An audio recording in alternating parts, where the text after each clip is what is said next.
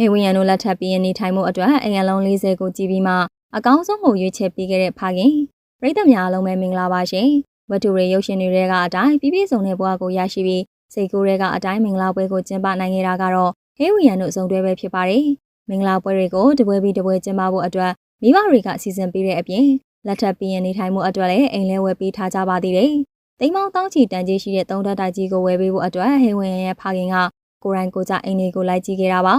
စိတ်တိုင်းမကြမကျင်လိုက်ကြည့်ခဲ့ရင်လည်းစုစုပေါင်းအိမ်အလုံး40ဖြစ်သွားခဲ့ပါတယ်။တရက်ထဲနဲ့အိမ်ကို9လုံး10လုံးလိုက်ကြည့်တဲ့အထိအပင်ပန်းခံနိုင်တဲ့ဖခင်ဖြစ်ပြီးတားဖြစ်သူအတွက်မြတ်တာကတော့ကြီးမားပါတယ်။နှစ်များစွာနေထိုင်ရမယ့်အိမ်ဖြစ်တာကြောင့်ဟေးဝီယန်တို့သဘောကျလောက်မယ့်အိမ်ကိုလည်းလိုက်ရှာပေးပါတယ်။နောက်ဆုံးမှာတော့စောက်လို့ပြီးကနေအိမ်ကလေးကိုရွေးချယ်လိုက်ပါတယ်။အဲဒီအိမ်လေးကအိုဝင်းကိုတို့သွားကြည့်တဲ့အချိန်မှာပြီးလို့နေပါဖြစ်နေပြီးအသက်ဆက်ဆက်အိမ်လေးဖြစ်ပါတယ်။အိမ်ခန်း6ခန်းအောင်ပါဝင်တာဖြစ်လို့ကျေဝန်းတဲ့အပြင်ရေရှည်ကိုပါတွေးပြီးဝယ်ပေးလိုက်တာဖြစ်ပါတယ်။ဟေဝီယန်နဲ့ဆိုဗီယက်သင်းတို့နှစ်ယောက်တည်းနေထိုင်မဲ့အိမ်ဖြစ်ပြီးအိမ်ကိုစိတ်တိုင်းကြအောင်ဝယ်ပေးခဲ့တဲ့မိဘတွေရဲ့မြတ်တာကတော့ကြီးမားပါတယ်။ဒါကြောင့်ဟေဝီယန်တို့စုံတွေကမင်္ဂလာပွဲတွေပြီးတာနဲ့အဲ့ဒီအိမ်မှာပဲနေထိုင်မှာဖြစ်ပါတယ်။ဟေဝီယန်တို့ရဲ့မိဘတွေကလူအများကမောင်းမာတယ်လို့ထင်ကြပေမဲ့လည်းတကယ်လက်တွေ့မှာတော့တားဖြစ်သူအတွက်ကိုလိုလေသေးမရှိအောင်လုပ်ပေးနိုင်ခဲ့တာပါ။သားသမီးလေးယောက်မွေးဖွားထားတဲ့ဦးဝင်းကိုတို့မှာတားကြီးရဲ့မင်္ဂလာပွဲကိုလည်းအဲ့ဒီခေတ်အခါလိုက်အကောင်းဆုံးကျင်းပပေးခဲ့ပါတယ်။သမီးဖြစ်သူရဲ့မင်္ဂလာပွဲကိုလည်းအခမ်းအနားဆုံးလုပ်ပေးခဲ့ပြီးဟေဝီယန်ရဲ့မင်္ဂလာပွဲကိုလည်းအကောင်းဆုံးအရာတွေပဲဖြည့်ဆည်းပေးထားခဲ့ပါတယ်